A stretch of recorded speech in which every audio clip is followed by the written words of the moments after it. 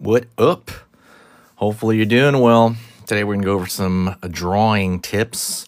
I'm going to be kind of inking into this guy right here. He's just kind of a made-up soldier. What I'm going to do is I'm going to talk a little bit about shadows and kind of how that has to do. I really want to talk a little bit about ambient occlusion because I think ambient occlusion is a really big deal, and I think it makes drawings look a lot better personally. So I am going to talk a little bit about that. But that's pretty much what I'm doing right here.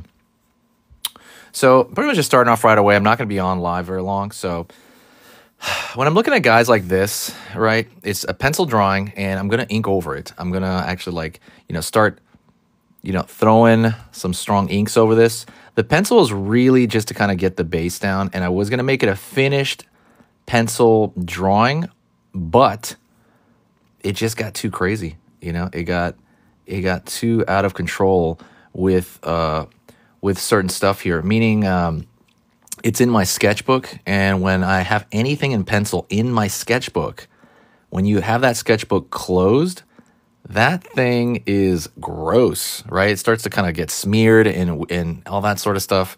I don't think it actually works that well, so that's one thing I think with this drawing is you have to be careful where you put your stuff.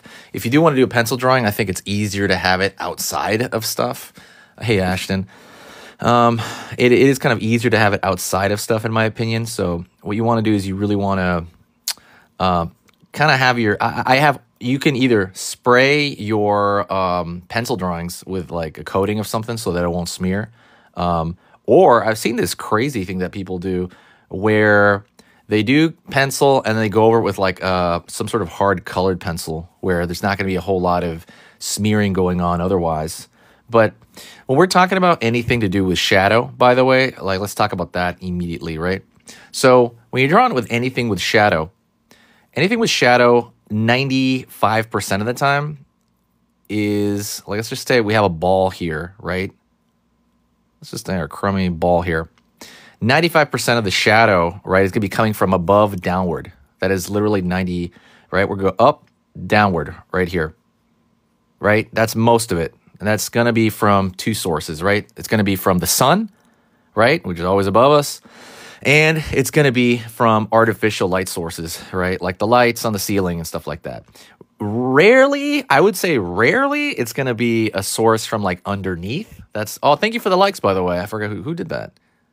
Who did that? Thank you for the likes. I appreciate it. God, I can't see who did that. That was a second ago. Kat. Thanks, Kat. Thanks, Kat Vonder. Kat Vander Bowman. How's it going? Thank you so much. I appreciate it. Wow. You guys are nice. A lot of you guys. Thank you, Ray. How's it going? Hey, Ray was here last time. I remember Ray. What's up, guys? So when we're talking about like light sources like this, we're thinking about the basic light source. It's rare. I mean, really, you're thinking about that, right? And if we have this ball shape, it is maybe something like this, depending on where from above. This side down here is going to catch that darkness and shadow, right? Let's not talk about edges or anything wild yet. I'm thinking about something like this, right? This part's going to be in dark. This part's going to be in light. The light's coming from above. That's 95% of like everything you draw. It's just the way it is. There's other light sources clearly where you move this light. There's the upward light source where the light comes from above aiming upward, and they have that in scary movies, right? Where you kind of like, they look all spooky. But that's 95% of what's going on. So that's kind of what I'm doing with this character right here, right? I'm thinking, what is going to be in darkness? Okay, underneath the ear, right? If he's got giant ears. Underneath this ear, that's going to be, same thing over here, underneath the lobe, right? That's going to be the same thing. So you start out with that in mind. So underneath the neck right here, there's going to be a big old shadow, maybe right there. That's a great way to start, and you have to understand that. But if you don't have a reference source, let's just say you have no reference, right? I could get like a regular face, because this is close to like a normal face, that I could use the lighting from that source. But there's issues with that. When you start learning basic lighting like that, then it's kind of like, what do I want to accent? Like, where do I want the viewer to look at? That's really huge. So thank you so much, Ray. God, you're so nice. You're so nice. Oh my God, that's really really sweet. Thank you. I love it. Um, but like, where would the accent be, right? So I can't. If this is all in darkness, am I going to put this whole thing in darkness? You're really not in the for if you're using only two values, right?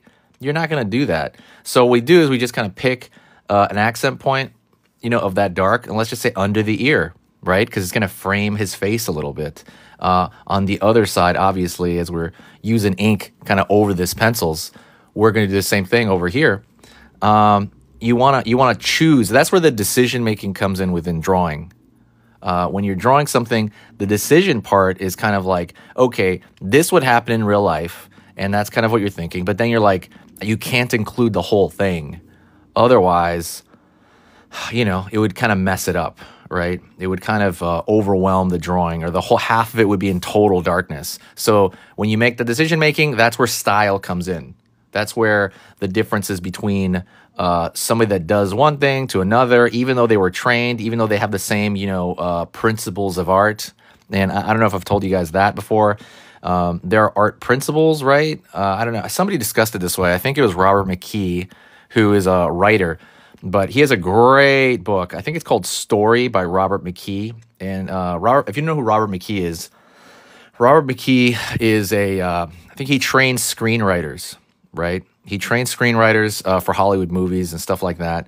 And a lot of the writers that came out of his stuff, I think, came out like, I think somebody that worked, a few of the writers on Lord of the Rings, the movie, adaptation, the live action movie. There's a lot of people like that. But what he has is great phrase there, this great quote. Thank you so much, Ray. Oh my God, you're so amazing. Thank you. God dang, you alone, man, are holding up this. Ray, you alone are holding up this live, man. You're amazing. Thank you so much. What's it called? Sorry, I lost my train of thought. Okay, Robert McKee.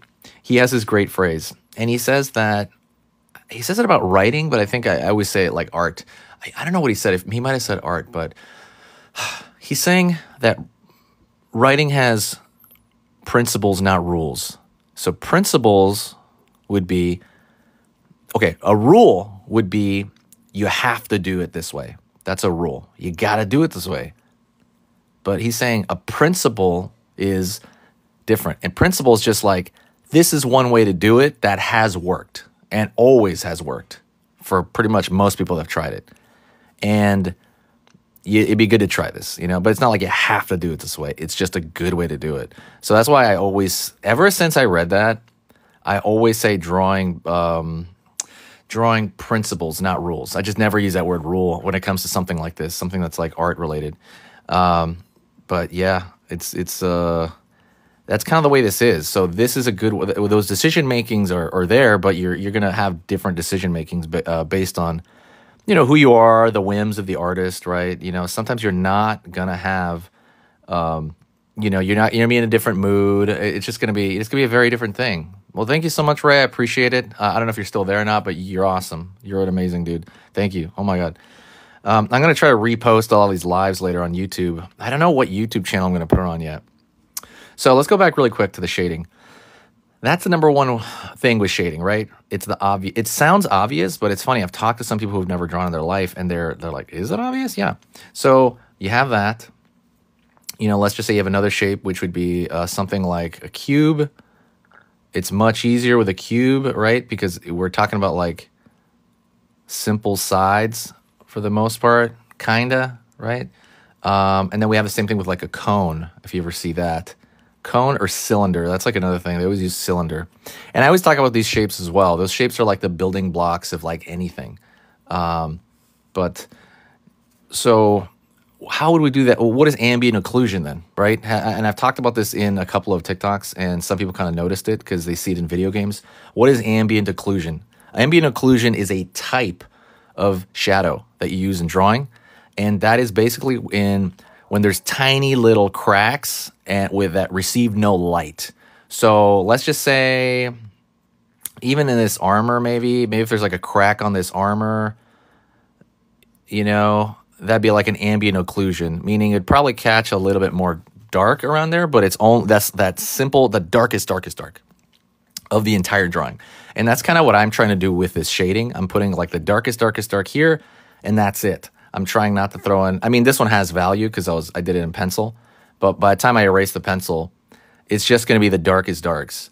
And that gives it a punchy comic book look to it that I'm going to try to, you know, kind of stand by. And that's the kind of thing you're also kind of like, there's a lot of discipline and kind of like, all right, stay to the same thing, stay to the same rules that you made for yourself and the moment, right? The rules of the drawing for that one. But yeah, that would be ambient occlusion.